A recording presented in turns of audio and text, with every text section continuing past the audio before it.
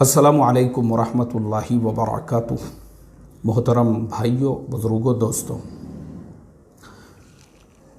देखो अभी मेरा जो यूएई सफ़र हुआ, उसके अलावा भी यूएई से पहले भी मैं कई जगह पे मैंने सफ़र किया हूँ। वहाँ पे मैंने एक चीज़ देखा हूँ, लोग वहाँ के खुशहाल क्यों हैं। जैसे चाइना में माशाअल्लाह लोग इतने खुशहाल हैं, हैरत करोगे आप वहाँ के लोगों की खुशहाली देखकर। थाईलैंड में लोग इतने खुशहाल हैं, इतनी पुरसुकून ज़िंदगी वो लोग गुजारते हैं, हर एक के चेहरे पे आपको मुस्कुराहट नज़र आती है। मलेशिया चले जाएंगे, हर आदमी के पास उसकी अपनी गाड़ी है, माशाअल्लाह इतनी खुशहाली है। आप नमाज़ पढ़ के मस्जिद से बाहर निकल रहे हैं और मस्जिद के सामने दो दो गाड़ियाँ खड़ी हुई है, कोई जूस तकसीम कर रहा है, कोई खाने के डब्बे बांट रहा है। इतना अल्लाह ताला ने उन लोगों को खुशहाल बनाया है। तो ये सारे जो दुनिया के मुमालिक है, यहाँ पे लोग इतने खुशहाल, और हमारे यहाँ पे इतने बदहाल क्यों है। गुर्बत, फाका कशी, इफलास। अब मैं आता हूँ इसके एक बहुत ही अहम पॉइंट के ऊपर आज जो है मैं बात करने वाला हूँ, और वो है अपने काम के अंदर 100% प्रोफेशनल होना। ये मेरा आज का टॉपिक है। अभी जैसे मैं यूएई से शुरुआत करता हूँ कि भाई मेरी यूएई में जितने भी लोगों से मुलाकात हुई, सब लोग मुझे रात के वक्त में ही मुलाकात होती थी कि भाई मैं मगरिब की नमाज़ आ जाता हूँ, मगरिब हम लोग साथ में पढ़ेंगे या इशा साथ में पढ़ेंगे। अक्सर लोग, उसका रीज़न क्या होता था? उसका रीज़न ये होता था कि भाई दिन में वो लोग अपने काम पे रहते थे और वो अपने काम के अंदर इतने प्रोफेशनल थे कि भाई मैं मेरे काम का नुकसान नहीं कर सकता हूँ। भले मुझे काम से सीधा आपके पास आना पड़े वो चलेगा, लेकिन काम का नुकसान नहीं। इसे कहते हैं अपने काम के अंदर 100% प्रोफेशनल होना।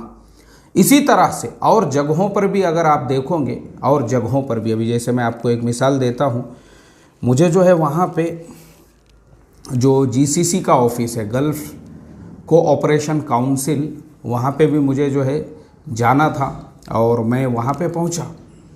अब पहुँचने के बाद में जो साहब मुझे रिसीव करने के लिए बाहर आए हुए थे, तो वो सिर्फ गेट तक आए। फिर मेरी जब वापसी होने लगी तो मैंने उनसे कहा, मैं बोला यार तुम सिर्फ गेट तक आए हैं, यानी अंदर जो है फिर कि एक और दूसरे साहब ने मुझे लेकर चले।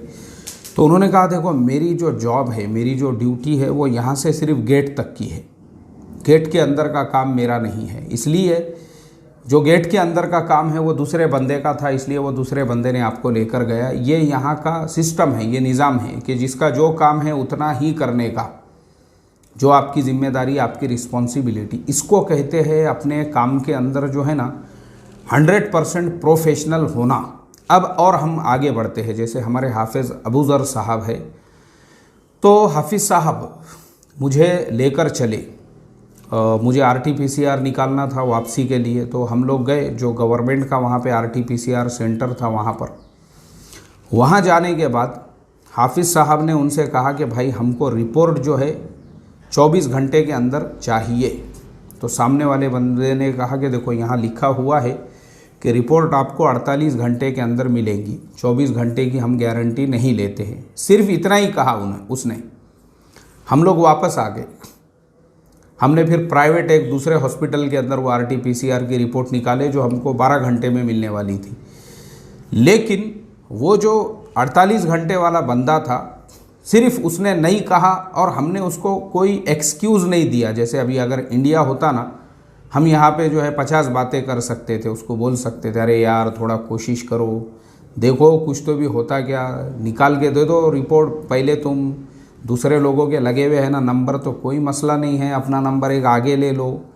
इस तरीक़े से हमारे यहाँ पे काम होते हैं। इसको कहते हैं अनप्रोफेशनल तरीक़ा। और वो जो तरीक़ा है वो प्रोफेशनल है कि भाई आप अकेले नहीं है ना, आपसे पहले कम से कम 500 लोगों की रिपोर्ट से, तो वो 500 लोगों की रिपोर्ट जाने के बाद आपका नंबर आएगा। इसीलिए हम 48 घंटे की गारंटी लेते हैं, तो आपका नंबर आएगा और आपको रिपोर्ट मिलेंगी। ये है वहाँ का प्रोफेशनल तरीक़ा।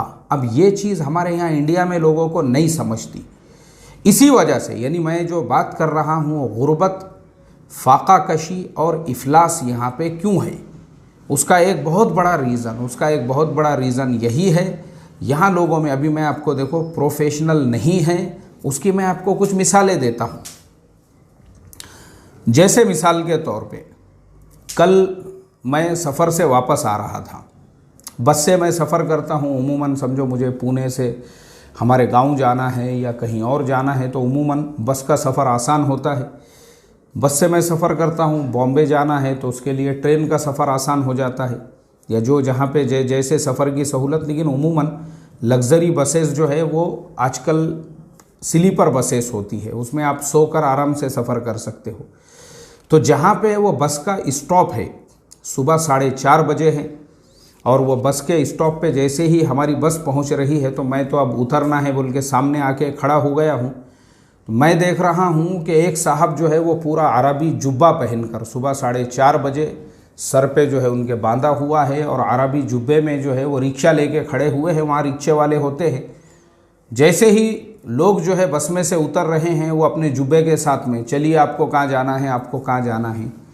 तो मैं दिल में सोचने लगा, मैं बोला भाई जब गवर्नमेंट ने रिक्शा चलाने वालों के लिए एक यूनिफॉर्म तय किया हुआ है, एक यूनिफॉर्म कि आपका कुर्ता ऐसे कलर का होना चाहिए, पैजामा वैसे कलर का और ऐसा होना चाहिए, वो छोड़ के अगर आप रात में 4:30 बजे अरबी जुब्बा पहनकर रिक्शा चला रहे हो और लोगों को, एक मुझे कॉमन सेंस की बात आप बताइए, एक कॉमन सेंस की बात कि बहुत अक्सरियत हमारे हिंदू भाई बहनों की होती है जो सफ़र करने वाले होते हैं। अब वो उतर रहे हैं अपनी पूरी फैमिली के साथ, उनके साथ उनके बच्चे हैं, उनके साथ पैसा होगा, सोना होगा, चांदी होंगे, जेवरात होंगे। वो किस बुनियाद के ऊपर एक ऐसे अनप्रोफेशनल इंसान के रिक्शे में बैठेंगे जिसको ये भी ढंग नहीं मालूम है कि जो अरबी जुब्बा जुम्मे की नमाज़ पढ़ने के लिए ठीक है, वो मस्जिद में लोगों पे शाइनिंग मारने के वास्ते कि भाई मैं भी उम्रे को गया था, वहाँ से 5-5 दिरहम में जो मिलते हैं ना हरम के बाहर, वहाँ से मैंने भी लेके आ गया।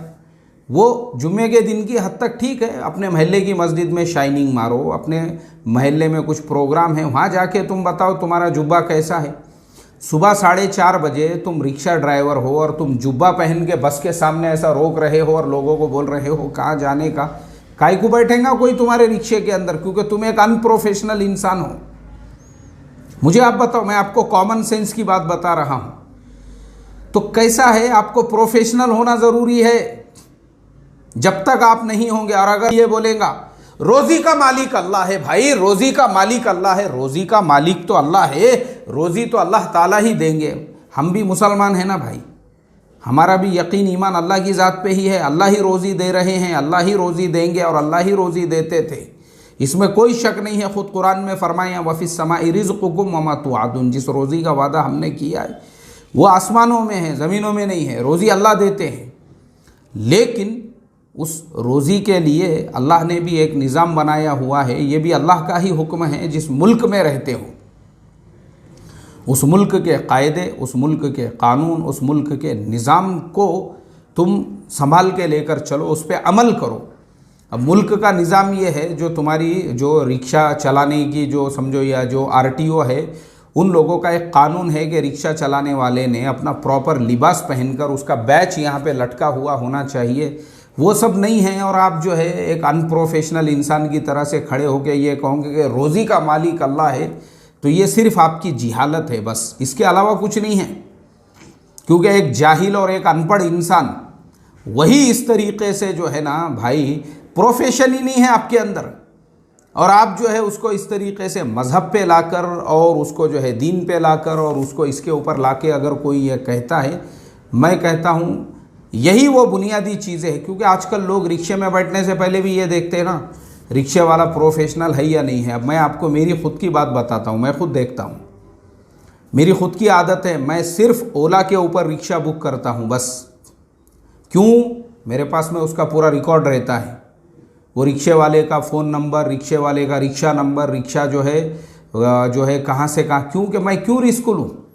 मेरे पास में भी सफ़र करते टाइम पे बहुत सारी मरतबा पैसे होते हैं, बहुत सारी मरतबा डॉक्यूमेंट्स होते हैं, बहुत सारी मरतबा बहुत सी चीज़ें होते हैं। मैं रिस्क क्यों लूँ एक अनप्रोफेशनल इंसान के रिक्शे में बैठकर? ये प्रॉब्लम है हमारा। तो भाई इसलिए जो है ना, इसलिए हमारा प्रोफेशनल होना ज़रूरी है। मैंने ये खाली आपको रिक्शे की मिसाल दिया, ऐसे ही मैं आपको हर लाइन में मिसाल दे सकता हूँ। हमको इसका पता भी नहीं है कि भाई प्रोफेशन क्या होता है, अनप्रोफेशन। अभी मैं आपके सामने ये बयान करते बैठा हुआ हूँ। अब मैं देखता हूँ बहुत सारे लोग जो है ना यहाँ आते हैं, बाहर खड़े हुए होते हैं, बहुत से लोग ऐसे होते हैं, वो आके खड़े हुए और वो ठकठका रहे वो। अब उनको समझना चाहिए कि मैं जो है बयान रिकॉर्ड कर रहा हूँ, थोड़ा रुकने का, सब्र करने का। और मैंने उनको बोल दिया रुको भाई रुको ज़रा, मैं बात कर रहा हूँ, उसके बाद मिलता हूँ। उनको ऐसा लगता है कि बस वो मुल्क के वज़ीर आज़म है, वो उनके पास टाइम ही नहीं है बस। यानी वो आए तो आते ही आपने उनके इस्तकबाल में दरवाजे के अंदर खड़े हुए होना चाहिए, ये अपना सब सारा काम वगैरह छोड़ के। और ऐसे लोग बाद में जो है ना आपकी गीबत करते फिरेंगे, यार वो मुफ्ती साहब तो बहुत घमंडी है, वो बहुत अकड़ू है, वो बहुत मुतकब्बिर है, वो हम गए थे उनके पास में। नहीं नहीं नहीं नहीं, नहीं। वो अरे हमको देखने तैयार नहीं है बोले। वो पूरा उनका जो है बयान कर रहे थे और बयान के दरमियान में जो है वो बोलने को तैयार नहीं कि अंदर आइए बैठिए बोल के। भाई मैं आपको क्या हिसाब से बोलूँ, मुझे आप बताओ। मैं अभी बात कर रहा हूँ, मैं मेरी पूरी बात, क्योंकि मैं आपको जो बात कर रहा हूँ मैं 10 किताबें देखकर, बहुत सारे हवाले तलाश करके वो पूरा मैं पहले पढ़ के उसके बाद एक चीज़ बयान करता हूँ। तो वो मेरे जहन में जो बातें हैं, मैं अगर वो अधूरा छोड़ के आपको बुला रहा हूँ, बिठा रहा हूँ, मुझे आप बताइए। बाद में पता चल रहा कि वो साहब जो है 1 करोड़ रुपये शेयर मार्केट में लगाना चाहते थे और उसका वो मसला पूछने के लिए और कुछ बातें इसके लिए आए थे। तो मुझे आप बताओ, जब आप 1 करोड़ रुपये लगा रहे हो तो आपके पास में अगर 10 मिनट, 15 मिनट और आधे घंटे का इंतज़ार नहीं है, नहीं लगाना चाहिए आपने। क्योंकि मार्केट के अंदर जब आप माइनस में आए, अभी जैसे परसों के दिन 2700 पॉइंट माइनस में मार्केट आ गया, 10% शेयर नीचे आ गया। अब आपका 1 करोड़ 10% नीचे आया, मतलब 10 लाख एक ही दिन में आप माइनस में आ गए। हार्ट अटैक आ जाएगा आपको तो, क्योंकि सब्र नहीं है आपके पास, पेशेंस नहीं है आपके पास, परेशान हो जाएंगे आप तो आपके जैसे आदमी का काम भी नहीं है वो। उसको जिगर लगता है, उसको दिल लगता है, उसको मजबूत अंदर से इंसान होना पड़ता है, तब जाके वो लोग कर सकते हैं। तो सब्र ही नहीं है आपके पास, अल्लाह रहम करे। ये हाल है हमारे अनप्रोफेशनलिज्म का। अब मैं आपको मेरी बात बताता हूँ, मेरी बात बताता हूँ।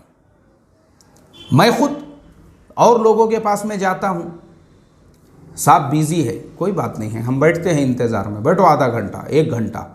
12 दिनों तक एक साहब के पास में मैं 12 दिनों तक कंटिन्यू मुसलसल रोज़ाना सुबह में 10 बजे जाके बैठता था और 2:30 बजे वापस आता था।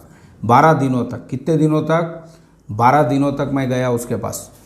12 दिनों तक उसके पास में 12 मिनट भी मेरे लिए टाइम नहीं।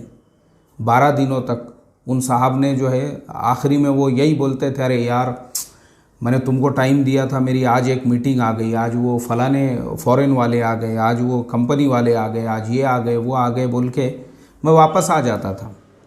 12 दिन होने के बाद फिर एक दिन जो है उनको टाइम मिला, उसके बाद फिर उन्होंने मुझे बुलाए और फिर हम बैठे और फिर मुझे जो है उनका 5 मिनट का टाइम मिला और फिर उन्होंने वो 5 मिनट के अंदर मुझे एक काम दिए, एक प्रोजेक्ट दिए, जिसको मैं 4 सालों तक करता रहा, जिससे हर महीने मेरी अल्लाह के फजलो करम से बहुत अच्छी अर्निंग होती रही। इस तरीके से जो है यानी 12 दिनों के सब्र का फल अल्लाह ताला ने जो है 13वें दिन हमको दिया। 4 साल का काम, 4 साल तक कंटिन्यूसली काम करता रहा मैं और उसी काम के एवज़ में जो है अल्लाह ताला ने जो है, अभी मैं क्या बताऊँ आपको, और आज भी मैं जुड़ा हुआ हूँ उनके साथ में। तो ये सब क्यों होता है? सब्र के बाद। अब मुझे आप बताओ, अगर मैं पहले ही दिन वहाँ पे जाता और 15 मिनट बैठ के आ जाता, नहीं घमंडी है यार, ये तो मुतकब्बिर है, ये तो बहुत अकड़ू दिख रहा है, इन्हें तो इसके पास टाइम भी नहीं है मेरे लिए, एड़ा समझ रहा है अपने को, इसको लग रहा अपन रिकामेज है, काम धंधा नहीं है अपने को, इसके लिए जो है बिठा के रख रहा है यहाँ पे, मैं बैठ रहा क्या यहाँ, मेरे तो पोजीशन के ख़िलाफ़ की बात है ये। अगर मैं ऐसा सोचता था, मुझे आप बताओ, मुझे वो 4 साल का काम नहीं मिलता था, मैं बेफिक्र हो गया ना। मुझे ऐसा काम मिला अल्हम्दुलिल्लाह, अल्लाह के फजलो करम से, बेफिक्री वाला अल्हम्दुलिल्लाह, सुकून वाला, इत्मीनान और अर्निंग जो है माशाल्लाह ज़बरदस्त उसके अंदर। तो ये सब कब हुआ? जब आप जो है किसी के साथ में सब्र करोगे, तहम्मुल करोगे, और आप जो है ना भाई, ये इसे कहते हैं प्रोफेशनल होना। जब तक कि वो बंदा जिसने आपको बुलाया है वो खुद अपनी ज़ुबान से ये ना कह दे कि भाई वो जो काम तुमको देना था या तुम्हारे साथ करना था वो हमने कैंसिल किए, अब हम किसी और को दे रहे हैं, तो बात वहाँ पे ख़त्म हो गई आपकी। वो टॉपिक अब क्लोज हो गया, आपका चैप्टर जो है वो ख़त्म हो गया आप।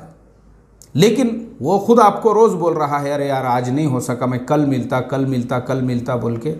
तो देखो ये सब्र होना चाहिए इंसान के अंदर। आप 12 मिनट सा बाहर खड़े रहने को तैयार नहीं हैं और लोगों को आप बोल रहे हैं वो मुफ्ती साहब तो बहुत अकड़ू है, बहुत घमंडी है, बहुत वो मुतकब्बिर है।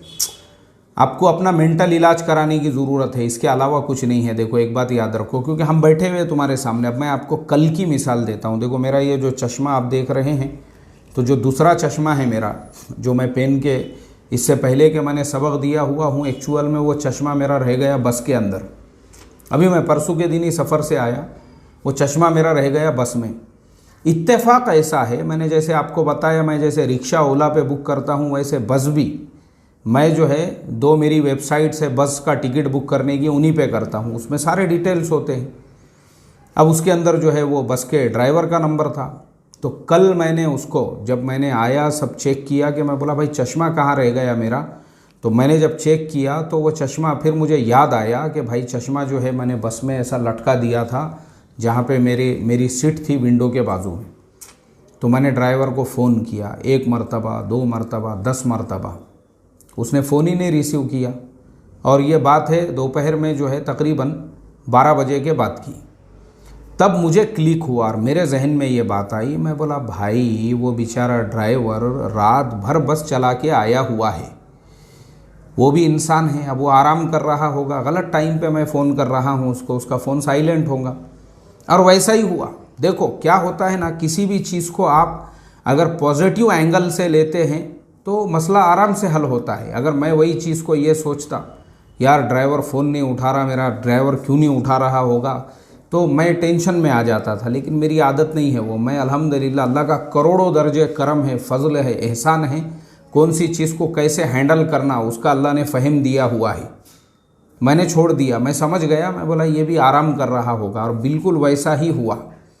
सामने से ख़ुद उसने मुझे शाम में फ़ोन किया और फ़ोन करने के बाद कहने लगा, बोले साहब जी आपने फ़ोन किए थे मुझे। मैं बोला हाँ भाई, जो तुम्हारे बस में इतने नंबर की सीट है उस पर मैंने बुकिंग किया था और रात में मैं तुम्हारी बस में ही आया हूँ, मेरा चश्मा था वहाँ पे। हाँ हाँ, बोले साहब जी आपका चश्मा जो है मेरे पास में ही है, लड़के ने मुझे निकाल के दिया, बताया उसने मुझे कि किसका चश्मा है बोल के वहाँ पे। तो मैंने कहा कि देखो वो चश्मा जो है ना, अभी तुम जहाँ जा रहे हो वहाँ पे तुम्हारे ऑफिस में तुम दे दो, वहाँ पे मैं किसी को बोल दूँगा, हमारे भाई वगैरह कोई आके ले लेंगे, कोई मसला नहीं। नहीं बोले कोई बात नहीं है, आप यहाँ पुणे में भी बोलो तो मैं गुंजन कॉर्नर के ऊपर अपना ऑफिस है वहाँ पे रख देता हूँ। मैं बोला नहीं, मैं गुंजन से ही उतरा था और वहीं से मैं सफ़र करता हूँ, लेकिन तुम वहाँ दे दो। मैं बोला कोई मसला नहीं है, तुम्हारा जो ऑफिस है वो तुमको ज़्यादा आसान रहेगा। तो बहरहाल मेरा बताने का मकसद ये है भाई कि मसलों को ऐसे हैंडल, प्रोफेशनल बनो आप। जो मैंने अभी आपको, मेरी बात की शुरुआत ही इससे हुई कि हमारे यहाँ प्रोफेशनल हम नहीं हैं। अब मैं आपको और एक वाक़या सुनाता हूँ, याद आ गया मुझे। जैसे मैंने रिक्शे से बात शुरू किया था, अब मैं रिक्शे में बैठा हूँ, एक हमारे ईमान वाले भाई को देखकर माशाअल्लाह उनकी टोपी वगैरह लिबास मुझे नज़र आया, तो मैं बोला चलो भाई, बैठ गए हम उनके रिक्शे के अंदर। अब मैं अकेला आदमी हूँ। बोले कितने रुपये लेंगे? मैं बोला यहाँ मुझे हमारे घर तक छोड़ना है। बोले मैं 200 रुपये लूँगा। मैं बोला ठीक है 200 रुपये देता हूँ मैं आपको, चलो कोई बात नहीं है। बैठ गया मैं रिक्शे में। अब हम जैसे ही रिक्शे में बैठे तो वो मुझे बोलते हैं थोड़ा सा आगे जाते हुए, बोले रास्ते में मुझे 1-2 सीट मिले तो लूँ क्या? बोले मैं रास्ते में कोई सीट अगर मुझे मिलता है तो मैं लूँ क्या? तो मैंने कहा कि मैं अगर दूसरे रिक्शे वाले के साथ में बार्गेनिंग करता तो मुझे 150 रुपये में भी छोड़ने वाला रिक्शे वाला मिल जाता था। या मान लो अगर मैं खुद ओला पे बुक करता, क्योंकि मैं उमूमन ओला पे सफ़र करता हूँ, लेकिन आप हमारे एक ईमान वाले भाई नज़र आए बोल के मैं बैठा तुम्हारे रिक्शे में, लेकिन मैं अगर ओला पे बुक करता ना तो ओला वाला यहाँ से लेता है 120 रुपये। मतलब मैं आपको 80 रुपये ज़्यादा दे रहा हूँ सिर्फ इस काम के कि आप मुझे लेकर चलो पर्सनल। आपने बोले 200, तो मैं बोला ठीक है 200 ले लो। तो भी आपको रास्ते में और सीट बिठाने का है, क्या हिसाब से बिठाते? मैं बोला सीट बताओ मुझे। यानी आपने जितने पैसे बोले उतने आपको देकर भी आपको ये लग रहा है ये अकेला आदमी है। तो चलो एक दो सीट और बिठाओ इसके साथ में। मैं अकेला आदमी हूँ, अकेला रिक्शा लेकर चल रहा हूँ आपका, तो उसके पीछे मेरा कुछ रीज़न होगा, मेरे पास कुछ सामान होगा, मेरे पास कुछ चीज़ें होंगी जिसकी वजह से मुझे सेपरेट रिक्शा करना पड़ा। नहीं तो मैंने कहा मैं भी कोई करोड़पति की औलाद हूँ नहीं, मुकेश अंबानी कोई मेरे रिश्तेदार नहीं है, रतन टाटा वगैरह। मैं भी बस में सफ़र कर सकता हूँ, यहाँ से जो है रेलवे स्टेशन के 15 रुपये और वहाँ से हमारे घर तक के 15 रुपये, 30 रुपये में भी मैं पहुँच सकता हूँ। मगर कुछ रीज़न होगा ना, आपने 200 बोलते मैं आपको 200 देने के लिए तैयार हुआ, फिर आपको रास्ते में और सीटें बिठाना है क्योंकि आपको लग रहा रिक्शा तो खाली है। इसे कहते हैं अनप्रोफेशनल, इसे कहते हैं। अरे भाई जब एक आदमी तुमको पूरे पैसे दे रहा, चलो ना लेके उसको रास्ते में सीट बिठाते, अल्लाह हिफाजत फरमाए। ये वजह से ही, यही वजह से हमारे यहाँ पे जो बरकतें वगैरह नहीं हैं। किसी ने कुछ काम दे दिया, मिसाल के तौर पे फर्नीचर का काम, उसका काम बराबर करके नहीं देंगे, फिर वो क्या करेगा, दूसरी मर्तबा उसको किसी ने पूछा। अभी मेरे पास आज की तारीख़ में मुझे जो है, मेरे दोस्त है बैंक में मैनेजर है, उन्होंने कहा कि भाई मुझे जो है ना 1 करोड़ रुपये तक का मकान चाहिए, तुम्हारी नज़र में है क्या? बोले कोई मकान दिलाने वाला। मैं बोला नहीं है मेरी नज़र में, कोई नहीं है मेरी नज़र में। इसलिए नहीं है क्योंकि जो मकान दिलाने वाले हैं हमारे नज़दीक काबिल एतमाद नहीं है, वो भरोसे वाले नहीं हैं। मसला है ये, तो हम क्यों किसी का हवाला दे? फर्नीचर का काम नहीं करा मैं बोला मैं नहीं पहचानता किसको, क्योंकि तुम अगर हमारा काम सही से करा के देते थे, हम तुमको दूसरों के ऑर्डर देते थे। 50 ऑर्डर आते, हमारे पास 1000 लोग आते हैं राय मशवरा लेने के लिए, किसको नई गाड़ी ख़रीदने का है, या किसको फर्नीचर का काम कराना है, या किसको बिल्डिंग का काम कराना है, या किसको नया फ्लैट ख़रीदना है, या किसको नया मकान ख़रीदना है। मगर जब आपने हमारा पहला काम सही करके नहीं दिए तो हम क्यों तुम्हारा हवाला देंगे दूसरे लोगों को? प्रॉब्लम है हमारा ये, क्योंकि हमारे अंदर प्रोफेशन नहीं है। अगर हम प्रोफेशनल होते थे, देखो ना मुझे आप बताओ, प्रोफेशनल बन के अगर आप काम कर रहे हैं पूरी ईमानदारी के साथ, ये इस्लाम ने सिखाया आपको। तो बाहर मुल्कों में यही मसला है। बाहर मुल्कों में कैसा है कि जो आपने ये जो तरक्की का जो रीज़न है वो यही है कि किसी इंसान को आपने कोई काम दिए, वो पूरा करके देगा आपको, पूरी ईमानदारी के साथ, पूरी लगन के साथ। भले वो पैसे ज़्यादा ले, उसका मसला नहीं है, लेकिन काम अधूरा नहीं करेगा। जैसा यहाँ पे भी पैसे ज़्यादा ले रहे और फिर भी बोले और 2-4 सीट बिठाओगे अंदर। ये प्रॉब्लम है हमारा, ये प्रॉब्लम आपको वहाँ पे नहीं मिलेगा। अल्लाह हमको समझ अता फरमाए। देखो इसीलिए वहाँ पे बरकतें हैं, इसीलिए वहाँ पे बरकतें हैं। हर आदमी अपना काम पूरी ईमानदारी के साथ, पूरे लगन के साथ, पूरे वक्त के पाबंदी के साथ जब कर रहा है तो अल्लाह ताला बरकतें अता फरमा रहे हैं। जैसे दुकानों में भी मैंने देखा, वहाँ शटर नहीं है दुकानों को वहाँ पर। क्यों नहीं है? क्योंकि दुकान वाला अपना काम पूरी ईमानदारी से कर रहा है। सड़े गले हुए वो सामान नहीं बेच सकता आपको। मैंने खुद देखा हूँ, मैं गया, वो बक्काला जो लिखा हुआ होता है, वहाँ एक बक्काला के अंदर मैं गया, एप्पल रखे हुए थे, ऐसे बड़े बड़े एप्पल थे वहाँ पे। मैं उसको बोला भाई ये क्या किलो है? बोले यहाँ किलो का रेट नहीं है, ये एक पीस है 1 दिरहम का। 1 दिरहम का 1 पीस? बोले हाँ 1 दिरहम का 1 पीस है। और ये सब अलग अलग कंट्री के हैं, ये कश्मीर का है, ये फिनलैंड का है, ये स्पेन का है, ये अमेरिका का है, ये चाइना का है। आपको जो लेना है वो ले सकते हैं आप, सब 1-1 दिरहम में। इतने बड़े बड़े एप्पल वो, और उस पर कोई दाग नहीं, धब्बा नहीं। मैं बोला यार ज़रा पकेवा नहीं है क्या, थोड़ा सा पकेवा पिलपिला? वो पिलपिले यहाँ नहीं बेच सकते, ना तो दुकान को शटर लग जाएगा। बोले, मैं बोला नहीं ये बहुत, लेकिन 1 दिरहम में इतना बड़ा एप्पल वहाँ पे। क्यों? अल्लाह ने ऐसी बरकतें अता फरमाई, क्योंकि ईमानदारी, जो अपना काम है पूरा ईमानदारी के साथ, कि बोले अगर फल पे ऐसा दाग भी आया तो उसको उठा के फेंक देना पड़ता, वो बेच नहीं सकते आप। ये है तरक्की का राज। ये नहीं है अपने यहाँ के जैसी धोखाधड़ी कि नीचे जो है सड़े गले हुए जो अंगूर है, एक के पास से गाड़े पे मैं अंगूर ले रहा हूँ तो नीचे जो सड़े गले हुए रहते वो पहले कैरी बैग के अंदर डाले हुए थे, उसने उठा के वो कैरी बैग माप तराजू के अंदर रखा और फिर उसके अंदर दूसरे अंगूर रखने लगा। आप मुझे बताओ, ये है धोखा। पहले ही कैरी बैग के अंदर पहले ऐसे थोड़े थोड़े रखे। तो मैंने उसको बोला भी, मैं बोला भाई ये जो सड़े हुए अंगूर तो उसके अंदर डाल रहा है, ये तो तू धोखा दे रहा है। बोले फिर क्या, ये हमने अपने घर पे लेके जाना क्या? अरे भाई तुझे तेरे घर पे ले जाना है, नहीं ले जाना है तो वो तेरा काम ये है कि लोगों से थोड़े पैसे ज़्यादा ले, लेकिन सही माल बेचना, उसको सही माल बेच। और ये अंगूर भी रख एक तरफ, जो ये ख़रीदने वाला आया उसको बोलो भाई तुमको 20 रुपया कम से देता मैं ये लेके जाओ, कोई वो लेने वाला भी मिलेगा तुमको। लेकिन ये तो धोखा है ना, सरासर सड़े हुए पहले डाल दिए हुए हैं कैरी बैग के अंदर और उसके बाद में जो है इस तरीके से, ये हमारे इंडिया का मामला है। इसीलिए मैं देखता हूँ यहाँ बहुत सारे लोग सालों से धंधे कर रहे, लेकिन हमेशा आपको परेशान मिलेंगे, हमेशा परेशान मिलेंगे। अल्लाह हिफाजत फरमाए। तो इसके लिए भाई आज के पूरे सबक का खुलासा यही है, अपने आप को प्रोफेशनल बनाओ ज़िंदगी में। अगर कुछ करना चाहते हैं तो ये इस्लाम सिखाता है।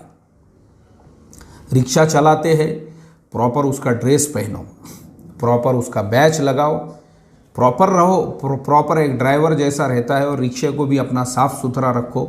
रिक्शे के सीट के ऊपर एक आधा जो है ना वो कपड़ा आता है, देखो पहले मैं अपनी मोटरसाइकिल पे परमानेंट रखता था वो कपड़ा, 100 रुपये का आता हो, वैसा कपड़ा रखो उसके ऊपर, ताकि वो देख के लोगों को लगे कि यार ये रिक्शे वाला साफ़ सफाई का भी ख्याल रखता है।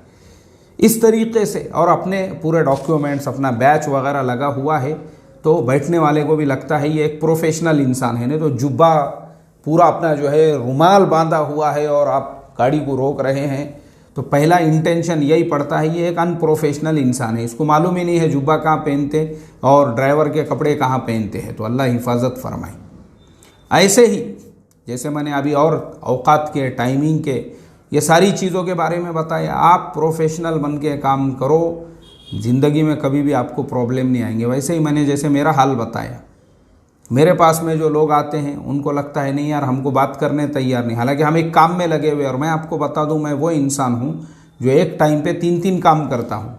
अभी उस दिन किसी ने मेरे जो कमेंट किया, बोले यार तुम बात करते करते मोबाइल इसमें भी देखते, लैपटॉप के अंदर भी। लैपटॉप में इसलिए देखना पड़ता है क्योंकि कभी हमारे किसी सीनियर का मैसेज आ गया, कभी कुछ सवाल आ गया, उनको रिप्लाई देना पड़ता है, हाँ मैं ज़िंदा हूँ और मैं हूँ बोल के सामने। बाज़ औक़ात फिर वो एक काम हो गया। दूसरा काम ये होता है कि हमने शेयर्स के ऑर्डर डाले हुए होते हैं, क्या बाय हो रहा है, क्या सेल हो रहा है, वो देखना पड़ता है हमको, उसके ऊपर भी नज़र रखना पड़ती है। ऐसे बहुत सारे काम होते हैं, वो करते करते हम ये एक काम एक्स्ट्रा में कर देते हैं कि चलो ये भी एक काम कर लो बोल के साथ में। तो इस तरीके से जो है ना भाई, काम जो है ऐसे लोगों के पीछे काम होते हैं तो प्रोफेशनल तरीके से उनको अदा करना पड़ता है, तब जाके वो मुकम्मल होते हैं। तो अपने आप को बनाओ ऐसा, ज़िंदगी का मज़ा आएगा। ये जो है ना बेतरतीबी वाली ज़िंदगी जिसमें कोई डिसिप्लिन नहीं, कोई टाइम नहीं, कोई वक्त नहीं है कि निकाह का वक्त ज़ोहर के बाद तय हो रहा है और पता चल रहा है कि अभी तक भाईजान का पानी गर्म नहीं हुआ और उन्होंने नहाए नहीं, तो इसके लिए अब निकाह होगा ईशा के बाद। ये धंधे नहीं। अल्लाह हिफाजत फरमाए। अस्सलामु अलैकुम वरहमतुल्लाहि वबरकातुहू।